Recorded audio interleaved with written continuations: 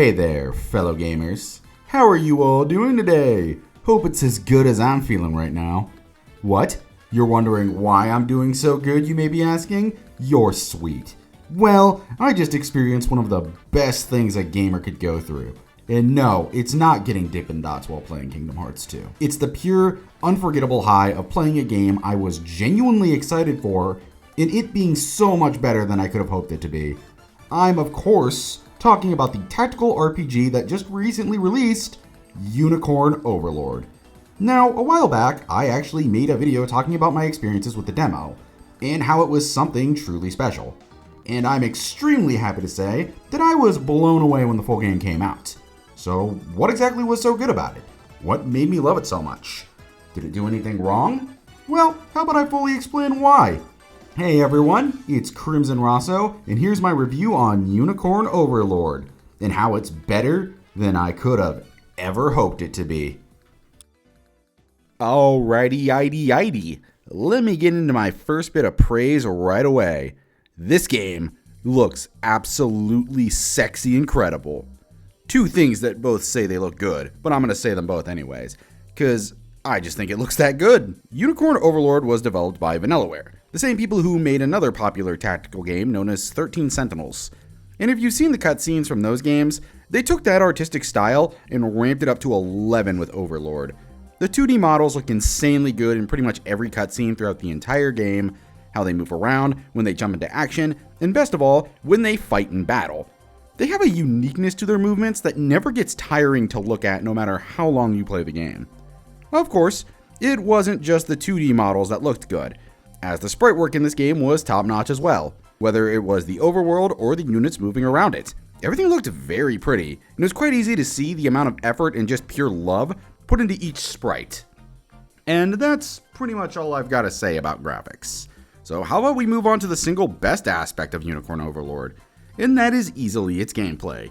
Now, Unicorn Overlord is a tactical RPG, where battles consist of sending out your units to complete the objective, which was mainly just to defeat the enemy commander and liberate the fortress from them, all the while contending with the enemy forces and whatever they had lying in wait, from the enemies themselves, to the barricades, to the fucking traps, fucking mages, I hope they fucking die, all the while gaining EXP to increase your unit's level. That isn't what makes the combat so good to me though. No. What makes it so good was the absolutely insane amount of depth and customization underneath it all. Not only were there just literally dozens of characters and classes to pick from, but you also had to pay attention to the positions of the units you were sending out. See, unlike games like Fire Emblem or Final Fantasy Tactics, where you send out one unit at a time, Unicorn Overlord has you put together a team of units to face your foes. You start off with 2 and gradually work your way up to 5, and how you build each unit is entirely up to you, which is made very interesting due to just how much is at your disposal here. Not only are there literally dozens upon dozens of classes, but there's also several ways you can design them as well. You have several of the staples of a classic tactical RPG. Archers that are great against flying enemies, mages with magic attacks that destroy armored enemies, bishops that can heal. At first it seems rather cut and dry, but then you get to the unit classes like the shamans, that lower the enemy unit stats instead of attacking. There's the Dark Marists, I think I'm saying that right, it could be Marquise, that mix attacking full rolls into buffing enemies. There's the High Lords that grant party members a faster turn order, and several others that make team building incredibly fun and engaging. Plus these units have also more or less of a use depending on your formation lineup, and can even help other classes out when paired up correctly. A good example of this is putting a hop tile, which is a big soldier basically, in front of another unit in the formation. They will protect the unit behind them, and then the unit behind them can use a skill to heal if they have the ability to do that. This can also be done with High Lords jumping in to protect an ally. Or you can put characters like Thieves and Rogues, who can dodge attacks due to their high evasion. So on and so forth. There's a lot here, and we'd be talking about it for like hours if I broke down every single thing every single class can do. But I also want to get into the actual combat itself. Now, there are 2 parts to the game's combat: the combat in fights and the map interactions. Now, combat in fights is actually similar to another game called Final Fantasy XII and its Gambit system, where you're building the parties and tactical abilities on how they utilize both their AP and their PP to fight in each encounter, and then you watch them play out. I've heard some people weren't exactly fans of how hands-off the experience felt, And while I get that, I personally loved it. You build your team so they can function like a well-oiled machine to rip apart everything in your path, and it makes you feel like a genuine strategist in the army you're meant to be leading. Plus, there's nothing more satisfying than throwing a unit out there and it decimates 3 full platoons by itself while taking little damage. Trust me, that feeling is just chef's kiss. However, that doesn't mean you can throw your units out willy-nilly, as your formations come with a stamina gauge, which was an addition I loved, because it actually deals with the main issue most strategy games I played have, where you can just throw out your OP units and watch them wreck house with absolutely no consequences. Looking specifically at you, Fire Emblem Three Houses. Sorry, but this is war!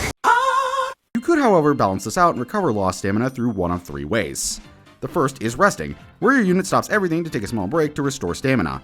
Although this comes at a cost of making them a sitting duck for enemy units to destroy you if you end up miscalculating. The second option is to take over a garrison and gain some stamina back as a result. Or you could go to a campfire to get some back, if you want to do that. And the third and final one is to eat food like steaks or smoked nuts, proving my theory correct that putting hot smoky nuts in your mouth or a nice big slab of meat can motivate you to fight harder than ever. Well, anyways, that's the first half of combat. Now on to the second half, the map itself. Now, I've stated before the main thing you will be doing is defeating the enemy commander and liberating the area. But that isn't the only thing you can do on the map. You can commandeer areas like watchtowers or weapons, like catapults, to help you defeat enemy forces, or give yourself an assist in battle, take over garrisons to get not only new positions to deploy units, but also obtain what's known as Valor Points, which come from killing enemies and conquering garrisons. These Valor Points are then used on the Valor skills, which are a variety of skills that can help you in and out of battle if you so desire. They restore health, get rid of various traps, can be a way to obtain stamina, and so much more. Utilize them well, and they can dominate the battlefield just as much as you whooping ass or using items. By now, I've said a lot about Unicorn Overlord's gameplay. Makes sense considering I think it's so good. But what if I told you that wasn't the end of the gameplay sections? Because there's a whole nother section of gameplay focused on the overworld map itself. And while it's not exactly combat related outside of a few fights you can get into here and there, there's still a good portion of stuff to partake in that really enhances the experience. While in the overworld, you can take part in several side missions, dig for items and maps, and make deliveries to restore towns, which results in rewards of renown and honors, both of which become vital for increasing your army strength.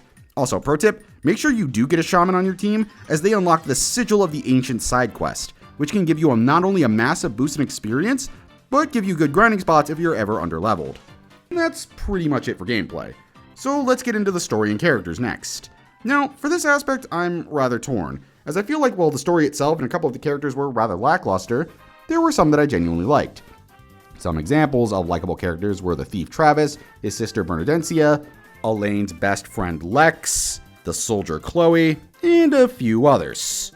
And of course the witch Yana, which yes, I know you bought the game for.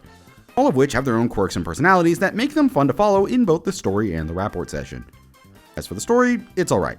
It's got some big issues, which I will definitely be going over in the cons part of this video, but for the most part of the story, it's fine. It's your standard kingdom gets overthrown and parents dies, so the child builds an army to take back the kingdom.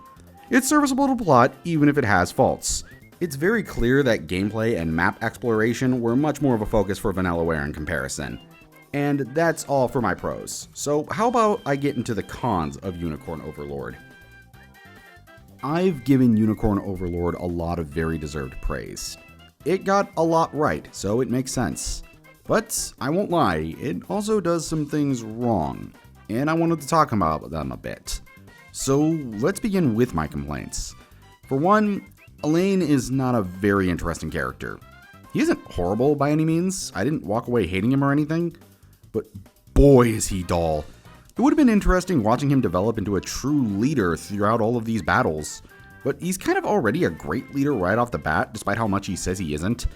He has little to no flaws to grow from, and it makes him a lot less interesting to follow throughout the journey to reclaim the land. I've heard a few of my friends say that his friend Lex should have been the main character, and if I'm being totally honest here, I can't exactly disagree on that.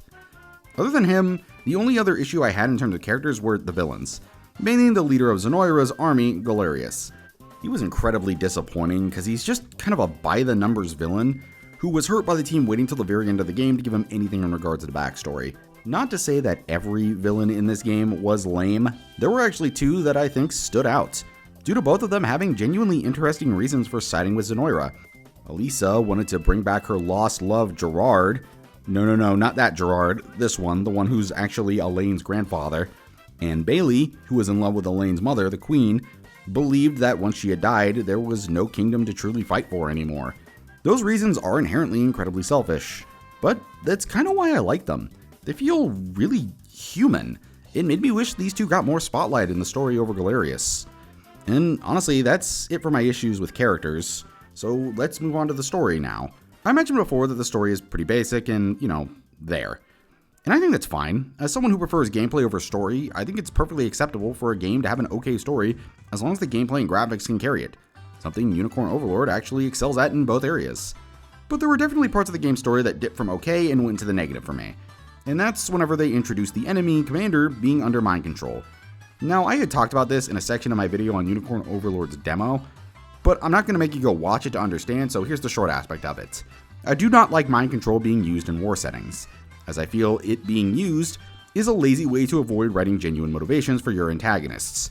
It kind of kills the emotional value of Elaine's crew facing their former guardsmen when they are just simply under mind control.